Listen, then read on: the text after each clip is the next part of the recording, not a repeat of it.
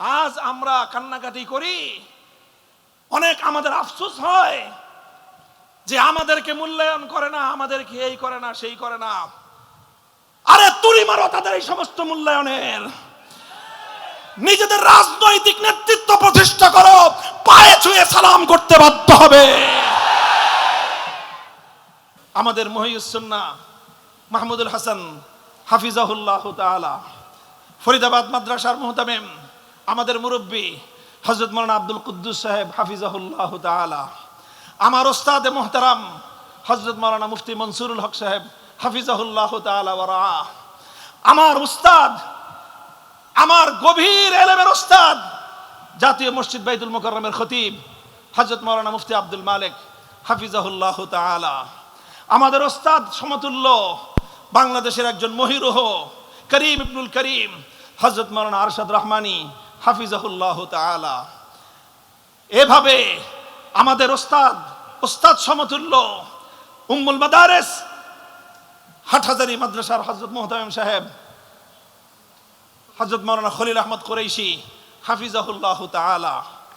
এইভাবে যদি আমি নাম নিতে চাই, আমাদের আমির হেফাজত, আমি তো বলি উনি আমার আমির, শুধু আমাদের আমির নয়, উনি আমার আমির। এবং ওনার বর্তমান দিলের যে জ্বলন, ওনার হৃদয়ের যে কান্না, আমার দাবি হলো ওনার হৃদয়ের সেই কান্না আমি সবচেয়ে বেশি অনুভব করি। কারণ আমার জীবনের সবচেয়ে কঠিন সময়ে 3 বছরের হাসিনার জুলুমের জিন্দানখানায় আমি অনুভব করেছি আমার হৃদয়ে সান্ত্বনার পরশ হয়ে বুলিয়ে দিত আমির হেফাজত আল্লামা শাহ মুহিবুল্লাহ বাবুনগরীর দোয়া এবং তার স্নেহের পরশ। কাজেই আমি সেই আমার আমিরের কোনোদিন কোনো নির্দেশ অমান্য আমি করি না। আমি ওনার হৃদয়ের জ্বলন এবং হৃদয়ের আকুতি বুঝেছি, এবং হৃদয়ের আকুতি বুঝে সেই আকুতি পূরণ করার জন্যই আমার জান কোরবান করার শপথ নিয়েছি। আমি সব কথাগুলো বলছি, উম্মতের উলামায়ে কেরামকে লক্ষ্য করে বলছি।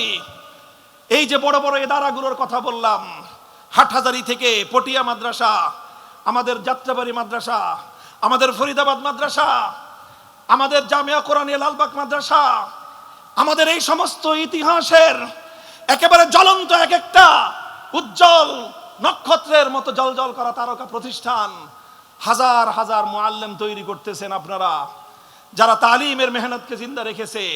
হাজার হাজার মুবাল্লিগ তৈরি করতেছেন, সহিহ নাহজের উপর তাবলীগ চালাইতেছে।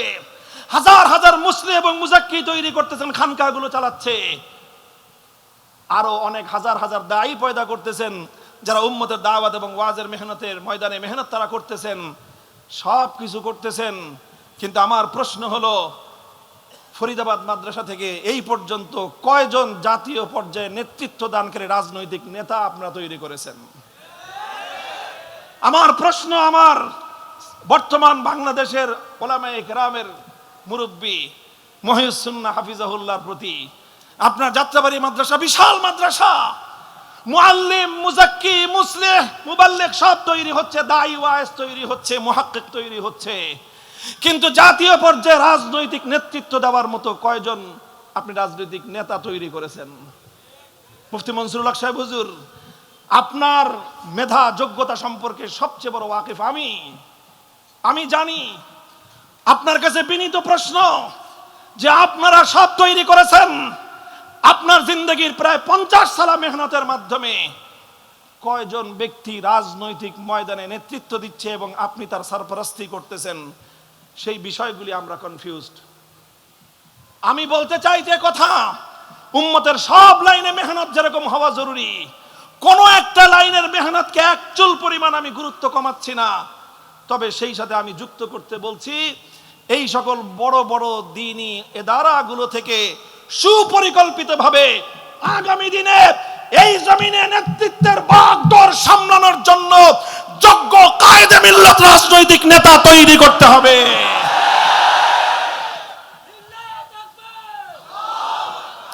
যদি আমরা সেই রাজনৈতিক নেতৃত্ব প্রতিষ্ঠা করতে পারি, ইনশাআল্লাহ এই জমিনে আমাদের তালিমের মেহনত, আমাদের তাবলীগের মেহনত, আমাদের তাজকিয়ার মেহনত, আমাদের দাওয়াতের মেহনত, এই সবগুলো মেহনত শুধুমাত্র সুরক্ষিতই থাকবে না, বরং এগুলোর পরিপূর্ণ সুফল আমরা ভোগ করতে পারবো। কারো কাছে আমাদের ধর্ণা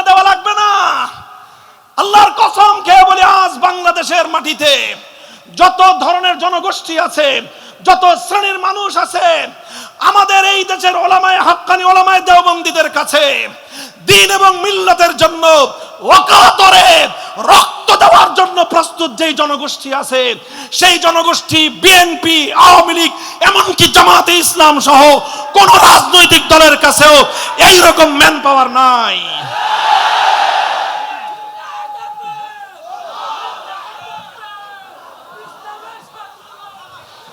সুতরাং আমার আজকের আখেরি পয়গাম হলো এই, আল্লাহর নবীর সিরাত থেকে, সিরাতুন নবীর এই আলোচনাটা আমি করে গেলাম যে আল্লাহর নবীর জীবনের সবচেয়ে বড় ঐতিহাসিক বিজয় হিসেবে আল্লাহ পাক আখ্যায়িত করেছেন সেই দিনকে, যেই দিন আল্লাহর নবীর রাজনৈতিক বিজয় প্রতিষ্ঠিত হয়েছিল। আল্লাহ রাব্বুল ইজ্জত আমাদেরকে এই জমিনে আমাদের অধিকার এবং সম্মান মর্যাদা নিয়ে প্রতিষ্ঠিত থাকার তৌফিক দান করেন।